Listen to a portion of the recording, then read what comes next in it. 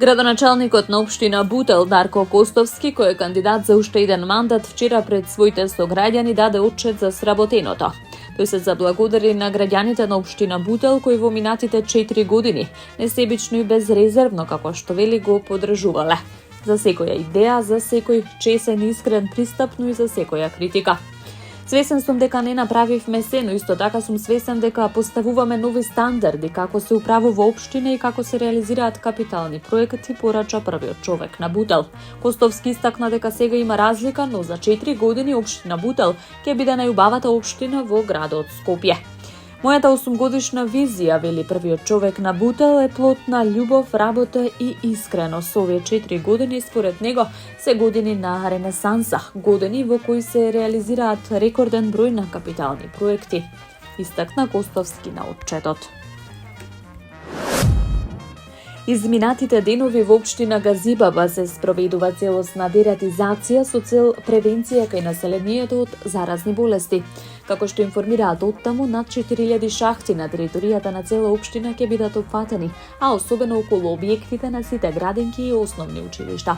Сертифицирана компанија ги спроведува овие активности со цел да овозможиме подобри санитарни услови за децата и воспитно-образовниот кадар во секој објект.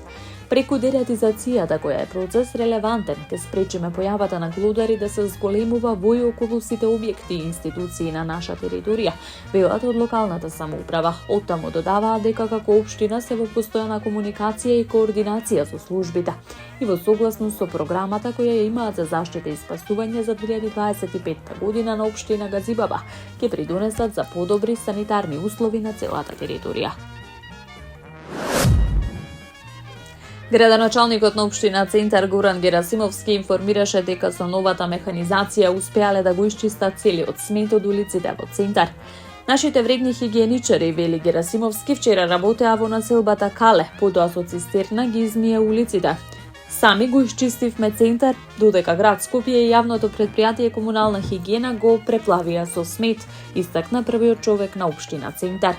Тој воедно искаже и голема благодарност до хигиеничарите што секојдневно се на терен, за кој вели дека неуморно работат за што почиста општина.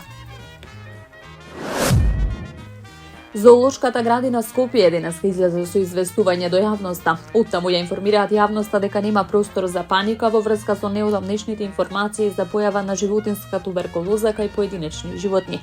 Туберкулозата кај животните не е нова појава. Овој вид на заболување, информираат од Зоо Скопје, е познат со децении. Може да се јави во зоолошки градини и во природата, па дури и во почва, паркови, игралишта во околината каде што живееме.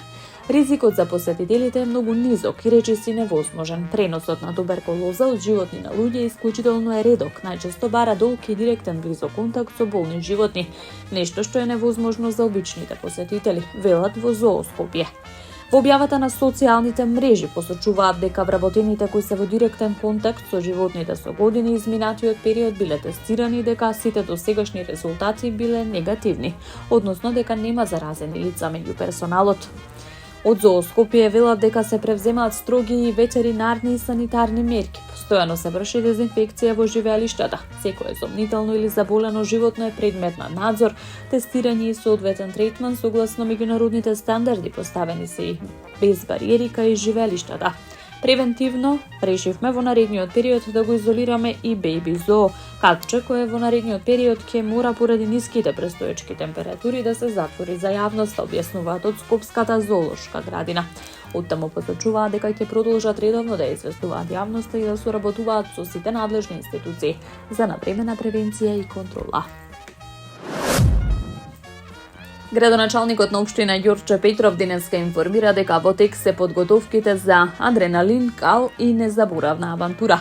Имено на 28 септември или во недела во 10 часот кај крстот во селото Кучково, општина Ѓорче Петров ќе биде домаќин на 5-то издание на единствената трка со препреки во Македонија, Кучково 2025. Како што посочи Стојковски, на патека од над 8 километри со повеќе од 20 екстремни препреки.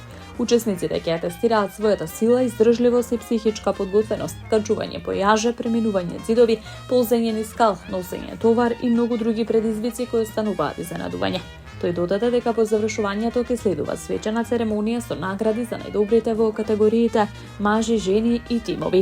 Организатор на оваа манифестација е спортското здружение Отаку Скопје со поддршка од општина Ѓорче Петров. Стојковски изрази голема благодарност до сите спонзори и партнери и нагласи дека пријавите се уште се отворени. Таму е Скопје, град мој убав лише, што ми расте сни.